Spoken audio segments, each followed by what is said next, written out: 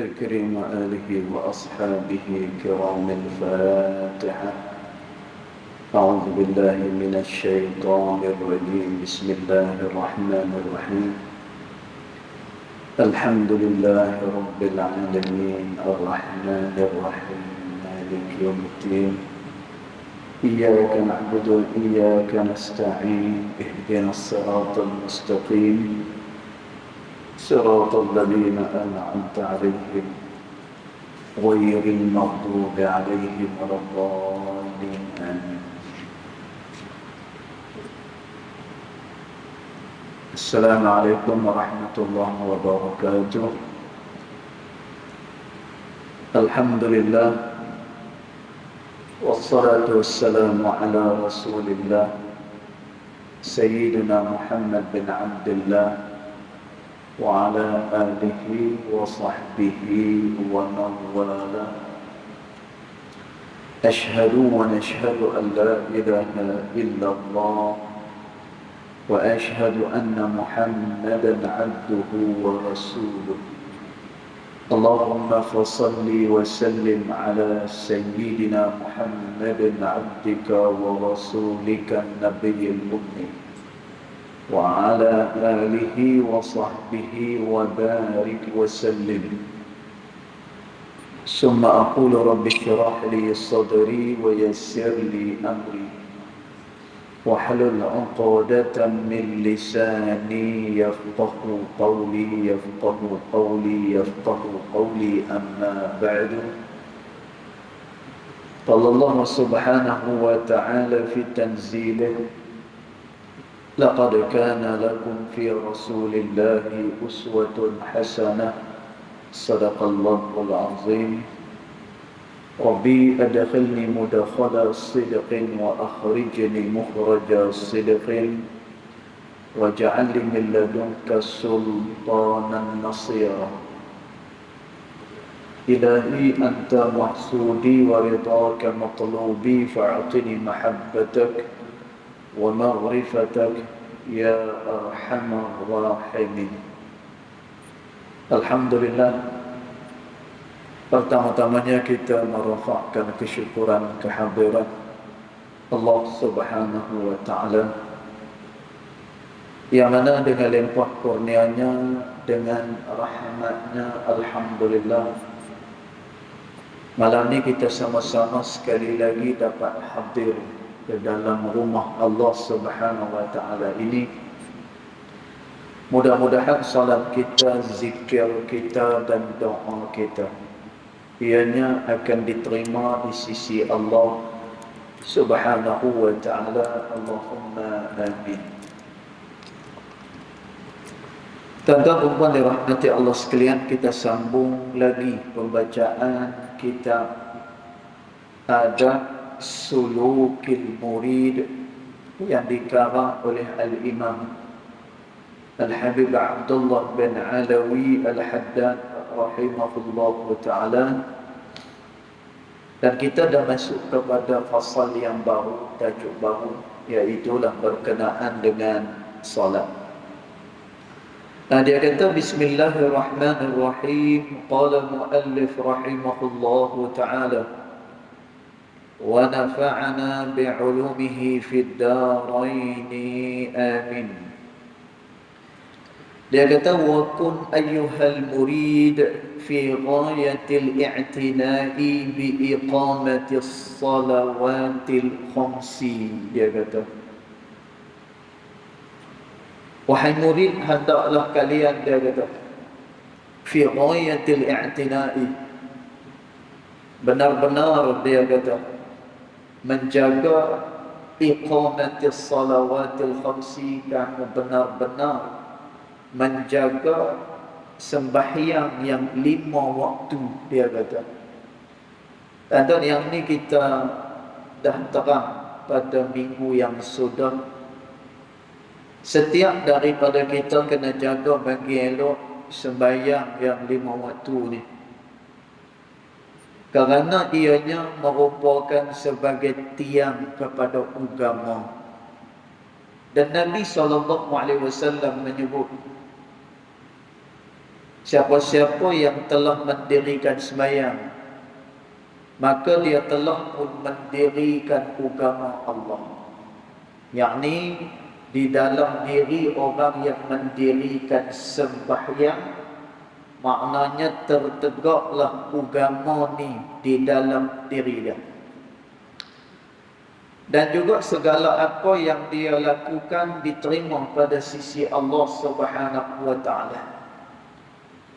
Kemudian bila mana dia meninggalkan sembahyang, atau dia tinggalkan sembahyang, maka Nabi kata robohlah agama pada dia. Dan maknanya dia tidak mendirikan agama di dalam diri dia, dan ini akan menyebabkan amalan-amalan yang lain tidak diterima oleh Allah Subhanahu wa taala. Dan sembahyang ni pula tuan-tuan, dia adalah penghubung antara manusia dengan Allah Subhanahu wa taala. Kerana itu disebutkan oleh ulama, antaranya yang disebut di dalam kitab Tazkiratul Ghaflah fi Bayan Asraris Salat. Dan ulama menyatakan orang yang mendirikan sembahyang itu yunaji Rabbah, dia sedang bermunajat dengan Tuhan dia. Dia sedang bermunajat dengan Allah Subhanahu wa taala. Kerana tu bila mana seorang sahabat dia jumpa dengan Nabi SAW, dia tanya dengan Nabi, "Ya Rasulullah, andi iskalat, aku ni ada masalah ya Rasulullah. Lagu mana aku nak minta dengan Allah Ta'ala supaya Allah selesaikan masalah aku ni?" Dan tuan, apa cara kita nak minta dengan Allah Ta'ala ni supaya segala masalah kita diselesaikan oleh Allah? Nabi ajak. Dan Nabi ajak lagu mana? Kata Nabi SAW, "Salli raka'ataini." Sembahyanglah kamu 2 rakaat, summa sil. Kemudian kamu mintalah apa-apa dengan Allah Subhanahu wa taala, kata Nabi SAW. Dan daripada perkataan Nabi ni, dia memberikan makna kepada kita bahawasanya sembahyang ini adalah komunikasi seseorang hamba dengan Allah Subhanahu wa taala. Dan apatah lagi, bila mana seseorang sembahyang, kita dah terang dah minggu sudah, baca Fatihah bagi ayat. Dan tuan, kita ingat apa yang kita baca. Dan tuan, bila mana satu orang dia baca suratul Fatihah, maka di situ ada 2 bahagian yang disebut oleh Allah Subhanahu wa taala. Yang pertama adalah bahagian bagi Allah Subhanahu wa taala. Ini yang pertama. Kemudian kata Allah Subhanahu wa taala dalam hadis qudsi, bahagian yang kedua daripada Fatihah ni adalah untuk hamba. Bila mana hamba tu dia kata, iyyaka na'budu wa iyyaka nasta'in. Kepada engkaulah kami sembah dan kepada engkaulah kami minta tolong. Dan Allah Ta'ala kata, hazalak, yang ni untuk kamu, kata Allah, dan juga apa-apa yang kamu pinta, kata Allah. Dan di sini nak beritahu bahawa sembahyang ni, seseorang itu dia sedang berkomunikasi dengan Allah Subhanahu wa taala. Dan dengan cara ni lah seseorang hamba dia boleh berhubung dengan Allah Subhanahu wa taala. Maka kerana itu kata Imam Al-Haddad, bagi setiap murid itu hendaklah dia benar-benar menjaga sembahyang 5 waktu dia. Dan bahkan disebut dalam hadis Nabi SAW, farqun bainana wa bainal kafir fi tarkis salat, kata Nabi. Perbezaan antara kita dengan orang yang kafir, kata Nabi, fi tarkis salat, iaitulah pada meninggalkan sembahyang, kata Nabi SAW. Tuan-tuan punya berat tuntutan sembahyang yang Allah Subhanahu Wa Taala berikan kepada kita manusia. Baik, yang tu kita terang pada minggu sudah dah. Kemudian dia kata bi itmami qiyamihinna, ini sembahyang yang dikehendaki. Yang ni malam ni kita baca, yang ni adalah sembahyang yang dikehendaki. Tuan-tuan, satu hari, hadis ni adalah hadis yang sahih, riwayat daripada Al-Imam Al-Bukhari. Bila mana ada satu hari seorang sahabat dia masuk ke dalam masjid Nabi SAW, kemudian dia pun pergi ke nahiyatil masjid, dia pergi dekat ujung-ujung masjid. Dan pada masa tu katanya yang meriwayatkan hadis ni, Nabi SAW memerhatikan sahabat itu sembahyang. Dan maknanya Nabi tengok dia sembahyang daripada takbir sampailah kepada salam dia. Lalu selesai dia sembahyang, dia jumpa dengan Nabi SAW. Dia bersalaman dengan Nabi SAW. Lalu Nabi kata dekat dia, a'id salatak fa innaka lam tusalli. Kamu ulang balik semula sembahyang kamu, kerana kamu belum mendirikan sembahyang, kata Nabi. Dan Nabi sebut macam tu dalam keadaan orang ni dah mendirikan sembahyang. Dan tuan, benda ni Nabi SAW sebut sampai 3 kali. A'id salatak fa innaka lam tusalli. Ulang balik sembahyang kamu, kerana kamu belum sembahyang, kata Nabi SAW. Dan tuan, katanya Qadhi Iyad rahimahullahu ta'ala, bila mana dia komentar berkenaan dengan apa yang disebut oleh Nabi SAW ni, kalaulah sembahyang itu tidak perlu kepada luarannya, maka Nabi tidak akan suruh sahabat ni ulang sembahyang tu sebanyak 3 kali. Dan dekat sini nak beritahu apa? Siapa-siapa yang mendirikan sembahyang, dia kena dirikan dengan sempurna. Dan Nabi SAW sebut dalam hadis dia. Dan hadis ni adalah hadis yang sahih. Kata Nabi SAW, sallu kama ra'aitumuni usalli.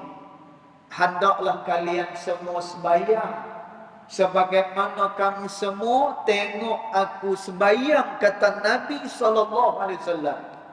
Tuan, sembahyang ni tata cara dia wajib atas kita untuk belajar. Tuan, dan sembahyang yang betul adalah menatijahkan sembahyang yang khusyuk, hati yang hadir kepada Allah Subhanahu Wa Taala. Dan sebab itu disebutkan oleh ulama di dalam kitab sifat salat Nabi yang sahih. Dan ulama kata, ada orang dia tanya, macam mana nak mendapatkan khusyuk di dalam sembahyang dia? Dan bila kata khusyuk ni, dia adalah amalan hati. Dia bukannya boleh buat-buat. Kalau buat-buat tu, yang tu namanya tata khusyak. Yang tu namanya adalah buat-buat khusyuk. Dia belum khusyuk lagi. Dan bila mana kata khusyuk, dia menghadirkan hati dia kepada Allah Subhanahu Wa Taala. Dan lalu ditanya kepada ulama, macam mana untuk seseorang itu dia hadir hati ketika mana sembahyang? Dan Masya Allah, sembahyang yang diterima pada sisi Allah Subhanahu Wa Taala, dia akan memberikan kesan yang baik dalam kehidupan seseorang. Dan sebab itu Allah Subhanahu Wa Taala sebut Inna salata tanha 'anil fahsya'i wal munkar wa la zikrullahi akbar wallahu ya'lamu ma tasna'un, kata Allah. Sesungguhnya sembahyang yang kamu dirikan, kata Allah, dapat mencegah diri kamu daripada segala fahsyak dan juga mungkar kepada Allah. Dan ingatlah kepada Allah dengan membesarkan dia. Wallahu ya'lamu ma tasna'un, dan Allah tahu apa yang kamu kerjakan, kata Allah. Tuan-tuan, ni adalah kekuatan sembahyang.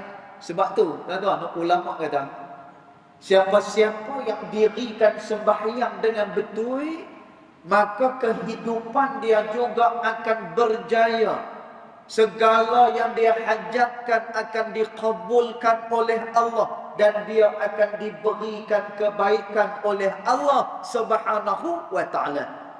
Dan tuan, sebab itu di dalam ayat Allah Subhanahu wa ta'ala kata, ni sembahyang yang kita buat, masya-Allah. Kata Allah Subhanahu wa ta'ala, bila mana kamu nak minta tolong dengan Allah Subhanahu wa ta'ala, kena buat dua benda ni. Tuan-tuan, ni bila kita nak minta tolong dengan Allah Ta'ala, kena buat dua benda ni. Allah Ta'ala kata, wasta'inu bis sabri, dan mintalah tolong dengan Allah dalam keadaan kamu sabar. Itu yang pertama. Tuan-tuan, kita ada masalah, kemudian kita ada apa-apa ujian yang berlaku ke atas kita, ada masalah yang kita nak keluar daripada masalah tu. Wasta'inu bis sabri, minta tolong dengan Allah dalam keadaan sabar. Itu yang pertama. Yang kedua, kata Allah, wassalah, dan juga dengan cara kamu mendirikan sembahyang. Tuan-tuan, makna apa ayat ni? Ayat ni dia nak hambat kat kita, kalau kamu ada masalah, kalau kamu nak jaya, kamu nak buat apa pun, nak sukses, minta tolong dengan Allah, sabar, dan juga dalam keadaan mendirikan sembahyang. Tuan-tuan, masya-Allah. Nah, sembahyang ni dia sedang bermunajat dengan Allah Subhanahu wa ta'ala. Tuan-tuan, sebab itu kenapa salat sunat duha pahala dia besar? Pasal apa? Salat sunat awabin pahala dia juga besar. Tuan-tuan, besar pahala dia. Kerana tuan-tuan, sepatutnya pada waktu duha ni orang mencari dunia. Patutnya. Tuan-tuan, kita area dalam pukul 10, 10.30, pukul 11 ni, ini waktu kita sedang mencari rezeki. Ini waktu kita sedang mencari duniawi kita. Tuan-tuan, tapi ada orang yang pada waktu duha 10.30 dia pun mendirikan sembahyang. Tuan-tuan, dia dapat pahala yang begitu besar daripada Allah. Pasal apa? Kerana dia sedang, kata ulama, dia sedang kembali kepada Allah Subhanahu wa ta'ala. Tuan-tuan, sembahyang ni dia kembali semula kepada Allah Subhanahu wa ta'ala. Sebab tu dalam sembahyang ada takbiratul ihram. Sebab tu dalam sembahyang ada qiyam, dia ada berdiri. Sebab tu dalam sembahyang ada rukuk, i'tidal, sujud, doa antara dua sujud, dan juga dia memberi salam. Tuan-tuan, semua ni bukan saja-saja ni. Tuan-tuan, Tuhan suruh berdiri bukan saja-saja. Allah suruh rokok, yang ni bukan saja-saja. Tuan-tuan, semuanya itu mengandungi falsafah bahawa menunjukkan bahawa manusia ni dia kembali kepada Allah Subhanahu wa ta'ala. Jadi sembahyang yang dikehendaki bi itmami qiyamihinna. Ni semua ni, tuan-tuan, yang disebut oleh Imam Al-Haddad ni adalah sembahyang yang diajar oleh Nabi sallallahu alaihi wasallam. Tuan-tuan, siapa nak dapat khusyuk tadi kita kata buat dua perkara ni. Satu, yang ni.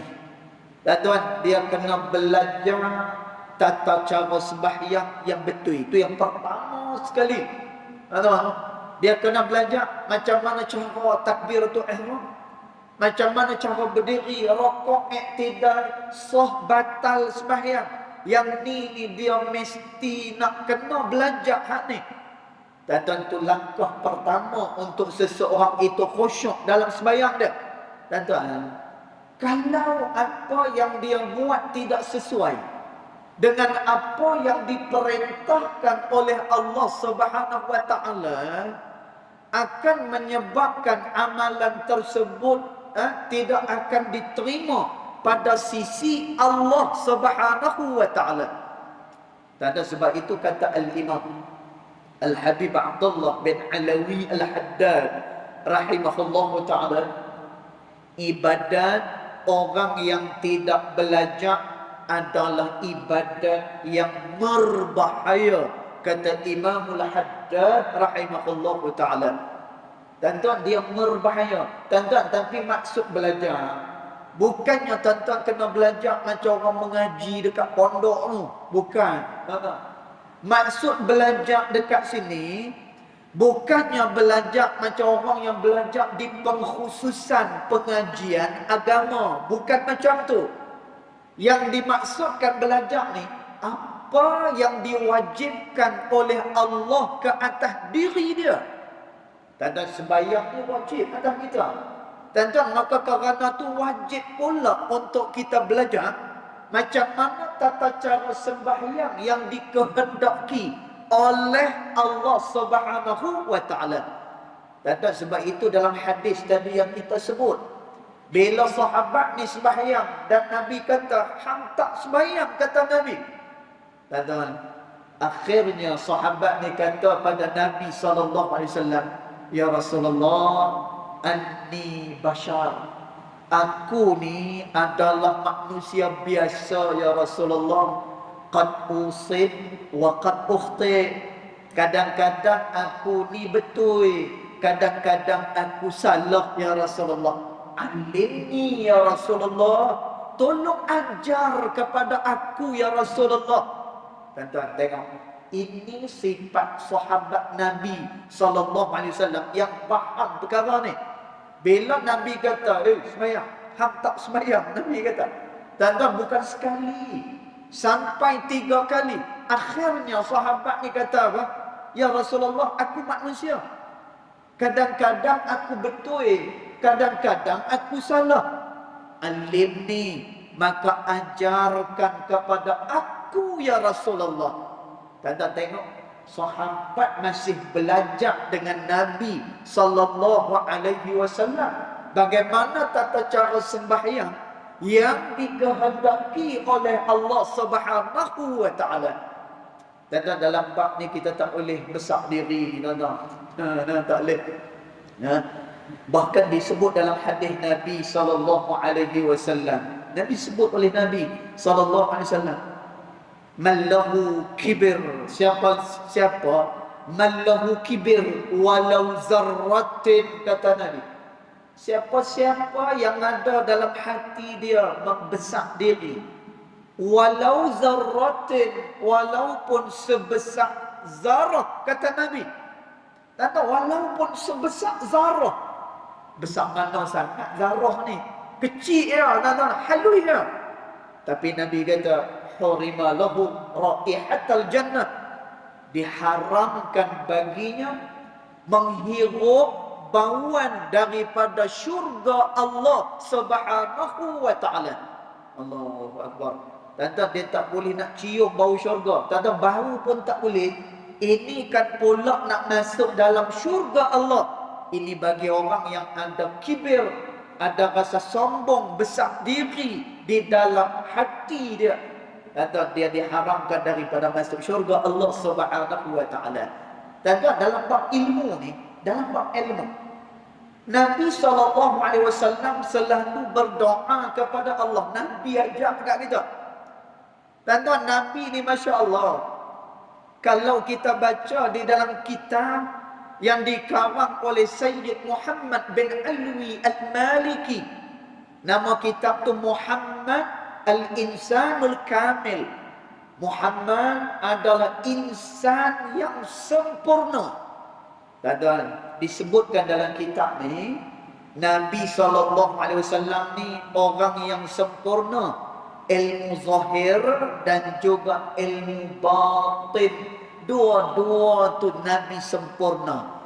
Tuan-tuan, ilmu batin bukannya dia boleh keluar api dari tangan, bukan tu. Tuan-tuan, bila kata ilmu batin, bukannya dia cucuk pisau kat perut dia tak tembus, bukan tu. Maksud ilmu batin ni hati Nabi SAW sempurna. Kemudian perbuatan syariat Nabi sempurna. Tuan-tuan, dalam keadaan Nabi sempurna macam tu, Nabi masih berdoa dengan Allah. Dan apa Nabi doa? Rabbi zidni ilma. Ya Allah, tambahkan kepada aku ilmu pengetahuan. Tuan-tuan, Nabi minta lagi dengan Allah. Ya Allah, tambah kepada aku ilmu pengetahuan lagi. Masya Allah. Tuan-tuan, Nabi Allah Musa AS pernah ditegur oleh Allah Subhanahu wa ta'ala. Nabi Musa pernah ditegur oleh Allah. Sehingga kan kata Allah Subhanahu wa ta'ala, fauqa kulli zi ilmin alim. Wahai Musa, kamu jangan lupa, wahai Musa, bila kamu alim, ada lagi orang yang jauh lebih alim daripada kamu, kata Allah. Menyebabkan apa, tuan-tuan? Pertemuan antara Nabi Musa dan juga Nabi Allah Khadir alaihi salam. Dan bertemu Nabi Musa dengan Nabi Allah Khadir alaihi salam, yang mana disebutkan oleh ulama, Nabi Musa ini sempurna ilmu syariat dia, manakala Nabi Allah Khadir alaihi salam sempurna pada ilmu hakikat dia. Dan Allah nak tunjuk pada Nabi Musa alaihi salam, wahai Musa, kamu reti, kamu pandai, kamu alim. Ada lagi orang yang lebih alim daripada kamu. Tuan-tuan, sebab tu kita duk dengar cerita macam mana Nabi Khadir AS dia pecahkan sampan orang. Macam mana Nabi Allah Khadir AS dia pergi bakar rumah orang. Macam mana Nabi Allah Khadir AS ni dia pergi bunuh seorang kanak-kanak kecil yang menjadi persoalan kepada Nabi Allah Musa AS. Dan nak tunjuk kata fauqa kulli zi ilmin alim. Bila mana kamu alim, ada lagi orang yang lebih alim daripada kamu, kata Allah Subhanahu wa ta'ala. Dan bila teringat macam ni, saya teringat, ni memang menakjubkan, Masya Allah. Masa mengaji dekat Yaman dulu. Tuan-tuan, antara guru kami, nama dia adalah Al-Habib Abu Bakar Balfaqih. Nama dia. Masya Allah, tuan-tuan, Habib Abu Bakar Balfaqih ni, sekarang ni adalah orang yang paling alim di kota Tarim di Hadramaut. Paling alim. Al-Habib Abu Bakar Balfaqih. Saya dan belajar dengan dia dua buah kitab. Yang pertama kitab Bughya Al-Mustarsyidin, satu lagi Matan Al-Irsyad Fiqh Syafi'i. Saya belajar dia. Tuan-tuan, Masya Allah, dia ni alim sangat. Apa ni, rujukan fiqh akan rujuk kepada dia. Tuan-tuan, tapi ni akhlak kita kata. Saya juga ada guru, apa ni, ilmu bahasa Arab. Saya belajar di Yaman dengan Syekh Usamah Aikar. Nama dia. Saya belajar dengan dia dua kitab, Mutammimah Al-Ajrumiyah, satu lagi kitab Qatrun Nada li Ibn Hisham. Belajar dengan dia. Tuan-tuan, Syekh Usamah Aikar ni, umur dia muda, sekitar umur dia dalam 30 tahun masa tu. Umur dia Masya Allah, muda lagi, tapi yang alim. Tuan-tuan, dia juga reti pakar dalam ilmu falak. Jadi dia ni, Syekh Usamah ni, yang muda ni, dia ada buka kelas falak, ilmu falak, ilmu perbintangan ni, dia buka. Tuan-tuan, yang belajar sekali dengan Syekh Usamah Aikar ni, siapa dia? Syekh Al-Habib Abu Bakar Balfaqih. Yang saya cerita tadi, dia ni alim besar, dia ni ulama besar, segala rujukan fiqh akan rujuk pada dia. Tuan-tuan, Tapi dia tak segan silu untuk duduk dengan orang yang jauh lebih muda daripada dia, untuk belajar ilmu falak daripada Syekh Usamah Al-Aikar. Tuan-tuan, Masya Allah. Ni satu orang kata ni lah kerendahan. Makanya orang yang rendah ni, maka dia ditinggikan oleh Allah Subhanahu wa ta'ala. Baik. Bila orang ni dia nak dapat khusyuk, bila orang ni dia nak dapat khusyuk, maka yang pertamanya hendaklah dia mempelajari macam mana sembahyang yang betul yang ditunjuk oleh Nabi sallallahu alaihi wasallam. Yang keduanya, hendaklah dia mendirikan qiyamul lail. Tuan-tuan, dia kena bangun malam kalau dia nak dapat khusyuk dalam sembahyang dia. Pasal apa? Kerana khusyuk tadi kita sebut, dia bukan perkara luaran, ianya adalah perkara dalaman. Maka bila kata perkara dalaman ni, dia kena minta tolong daripada Allah Subhanahu wa ta'ala.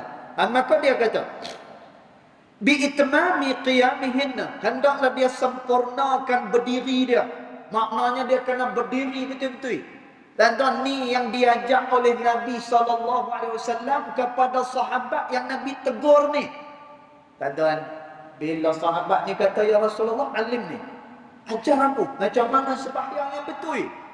Kata Nabi SAW, hendaklah kamu memperbetulkan qiyam kamu, kata Nabi. Tuan-tuan, bila kata qiyam ni, kita kena berdiri tegak. Tegaknya tulang belakang kita. Tuan-tuan, berdiri tegak sungguh macam tu.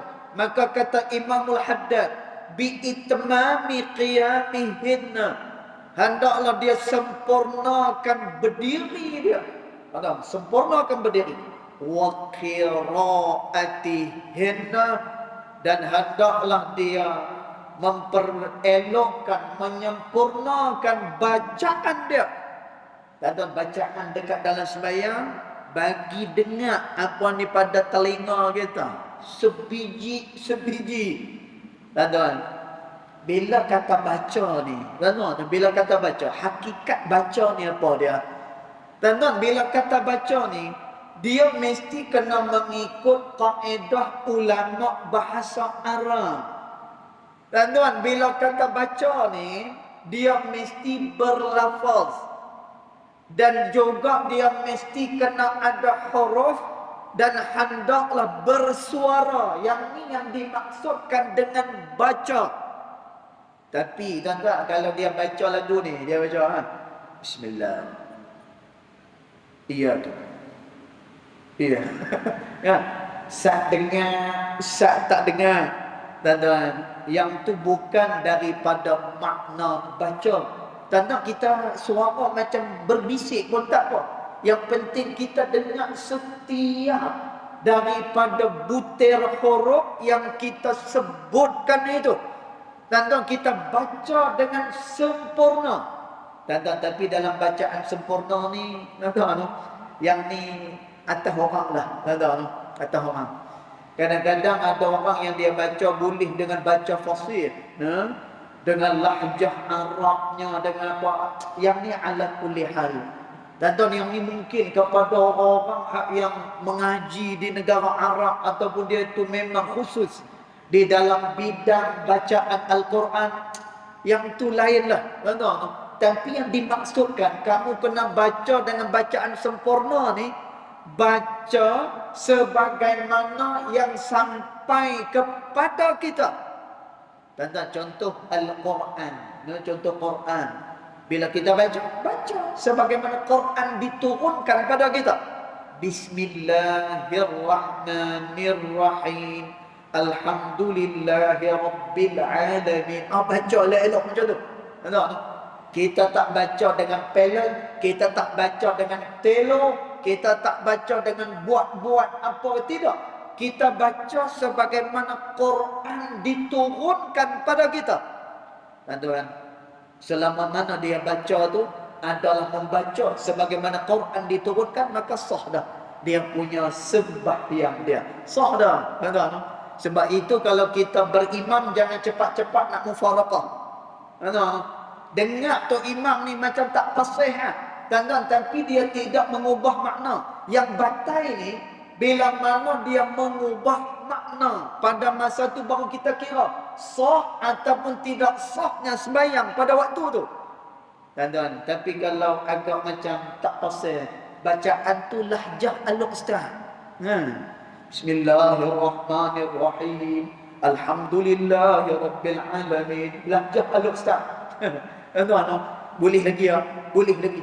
Pasal apa? Kerana dia baca masih lagi dalam lengkungan sebagaimana Al-Quran itu diturunkan oleh Allah. Tuan-tuan, yang saya sebut ni, tuan-tuan boleh tengok dalam kitab Hasyiah Al-Madaniyah yang dikarang oleh Al-Imam Ibn Hajar Al-Haytami pada menerangkan ibadat berdasarkan kepada mazhab Al-Imam Asy-Syafi'i rahimahullahu ta'ala. Jadi jangan cepat-cepat mufaraqah, rugi kita. Kecuali bila mana dia mengubah akan makna dia. Baik. Kemudian dia kata lagi, wa khushu'ihinna, dan hendaklah dia menjaga dia punya kekhusyukan dia. Dan tuan, khusyuk ni makna apa? Dia menghadirkan hati ketika mana dia bersembahyang.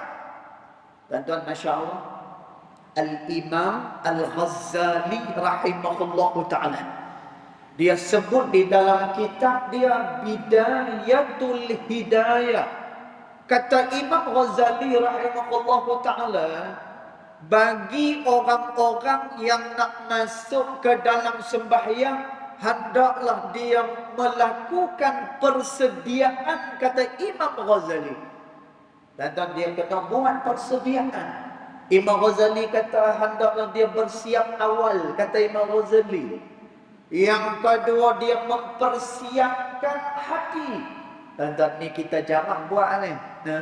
Kalau persiapkan diri biasa, pakai baju-baju pak, gosok ke tak gosok, pakai minyak wangi, lagi apa lagi, macam-macam kita siap. Tapi Imam Ghazali kata, hang bersiap pada baju, hang juga kena bersiap pada hati, kata Imam Ghazali rahimahullahu ta'ala. Dan tuan, apa dia? Hati kita dah siap untuk menghadap kepada Allah Subhanahu wa ta'ala. Dan tuan, kerana pada waktu kita nak sembahyang ni, kita menghadap siapa pada hakikatnya? Tuan-tuan, siapa yang kita duk hadap ni? Tuan-tuan, Masya Allah, disebut di dalam kitab Al-Hikam yang dikarang oleh Al-Imam Ibnu Athaillah As-Sakandari rahimahullahu ta'ala. Kata Imam Ibnu Athaillah, manusia ni dia terpedaya dengan benda yang tak nampak di hadapan mata dia. Tuan-tuan, masa dia sembahyang, relax. Dia tak fikir apa dah, hati dia lagu mana apa semua sekali ni dia tak fikir lah. Pasal apa? Kerana dia menghadap kiblat ni tak ada apa. Tuan-tuan, Imam Ibnu Athaillah As-Sakandari kata apa? Manusia selalu terpedaya dengan benda yang tak nampak di hadapan dia. Tuan-tuan, masa kita sembahyang ni, kita menghadap ke siapa? Kita menghadap kepada Allah Subhanahu wa ta'ala. Kata Nabi SAW, idza qama lis-salah. Tuan-tuan, ni persediaan hati kita. Selain daripada persediaan pakaian dan zahir kita, persediaan hati. Tuan-tuan, kata Nabi SAW, idza qama lis-salah, apabila seseorang dia berdiri kerana nak sembahyang. Tuan-tuan, dia berdiri kerana dia nak sembahyang. Sebab itu kita kena berdiri, tuan-tuan. Pernah satu masa Imran bin Hasin radhiyallahu anhu wa arda. Dan Imran bin Hasin ni sahabat Nabi SAW. Imran bin Hasin ni pernah satu masa dia kena sakit buasir. Dan dia nak berdiri, payah dia nak berdiri. Bila dia sukar untuk berdiri, akhirnya dia nak sembahyang dengan duduk. Kata Nabi SAW, qum ya Hasin, wahai Imran, Qum ya Imran, wahai Imran, berdiri wahai Imran, kata Nabi SAW. Tuan-tuan, daripada percakapan Nabi ni, hadis Nabi ni, keluar hukum berkenaan dengan berdiri. Selagi mana dia boleh berdiri, sama ada dengan sokongan ataupun dengan dia upah kepada orang, dia kena berdiri. Yang ni pada salat wajib saja. Pada salat yang fardu saja. Salat sunat boleh pilih. Nak sembahyang duduk boleh, nak sembahyang berdiri boleh, walaupun tidak ada keuzuran. Demikian yang disebut oleh Al-Imam An-Nawawi rahimahullahu ta'ala dalam kitab dia Al-Majmu'. Dan tu sembahyang sunat tak apa, rasa malas nak berdiri, buat sambil duduk. Allahu Akbar, buat sambil duduk. Cuma kata Nabi SAW, siapa-siapa yang mendirikan salat sunat ni dengan cara duduk, sedangkan dia tidak ada keuzuran, dia diberikan dengan separuh pahala daripada Allah. Dan tuan, pahala dia separuh sahaja, tak penuh pahala dia. Yang tu tak kira lagi, yang tolak-tolak tu tak kira lagi. Separuh pahala dia. Melainkan bila mana dia ada keuzuran, lalu dia sembahyang sunat dengan duduk, maka pahala yang dia akan dapat adalah pahala penuh, kata Nabi SAW. Dan tuan, tapi pada sembahyang yang wajib, selagi dia boleh berdiri, dia kena berdiri. Walaupun hanya sebahagian daripada berdiri, dia kena berdiri dulu. Ada orang kata, oh susah lah Ustaz macam tu. Tuan-tuan, kita duduk atas dunia ni memang untuk kita bersungguh-sungguh di dalam beribadat kepada Allah Subhanahu wa ta'ala. Allah Ta'ala sebut, wa ma khalaqtul jinna wal insa illa liya'budun. Tidaklah aku jadikan jin dan juga manusia melainkan untuk menjadi hamba kepada aku, kata Allah Subhanahu wa ta'ala. Tapi kalau seandainya dia memang betul tak larat untuk berdiri, dia dibenarkan untuk duduk pada masa itu. Tapi saya nak cerita, pasal apa yang sembahyang ni kena berdiri? Kerana hadis ni, kata Nabi SAW, bila seseorang itu dia berdiri nak sembahyang, masa tu fa'aqbalallahu biwajhihi, Allah menghadapkan seluruh daripada rahmat dia kepada orang yang mendirikan sembahyang. Tuan-tuan, maknanya apa? Orang yang sembahyang, dia sedang menghadap kepada Allah. Kerana tu Nabi sebut, kalaulah kamu tahu apa yang ada antara orang yang sembahyang dengan apa yang ada di hadapan dia, kamu tak akan berani melintas di hadapan dia. Sekalipun kamu terpaksa berdiri selama 40 tahun, kata Nabi SAW. Tak pasal apa? Kita sembahyang ni kerana kita menghadap kepada Allah Subhanahu wa ta'ala. Tuan-tuan, jadi orang yang nak khusyuk ni, hendaklah dia buat dua persiapan. Persiapan tubuh badan dia, satu lagi adalah persiapan hati dia. Kemudian kita habiskan sikit, wa ruku'ihina, dan hendaklah dia sempurnakan rukuk dia, wa sujudihinna. Tak semua ni kita buat dengan sempurna. Rukuk bagi betul, kemudian iktidal bagi betul, dan jaga tumakninah di dalam setiap pergerakan kita. Wasairi arkanihinna wa sunanihinna, dan kamu sempurnakan semua sekali rukun-rukun sembahyang dan sunat-sunat sembahyang. Tuan-tuan, maka inilah sembahyang yang diajar oleh Nabi satu. Yang kedua, inilah sembahyang yang dikehendaki pada syarak kita. Tuan-tuan, maka dengan sembahyang yang macam ni, dia akan memberikan kesan yang besar dalam kehidupan seseorang. Wa ash'ir qalbaka qabla dukhuli fi shalah, dan hendaklah engkau rasakan dalam hati engkau sebelum masuk dalam sembahyang, azamata, rasa keagungan kepada Allah Subhanahu wa ta'ala. Yang ni kita akan terang pada minggu hadapan insya-Allah.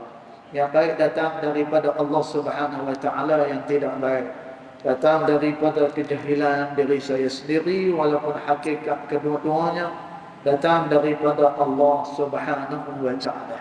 Bismillahirrahmanirrahim. Alhamdulillahirabbil alamin.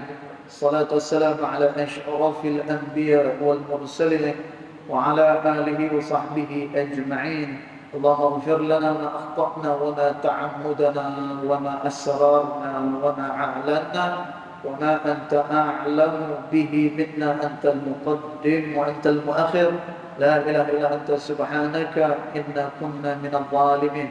وصلى الله على سيدنا محمد وعلى آله وصحبه وبارك وسلم، والحمد لله رب العالمين، والله أعلم.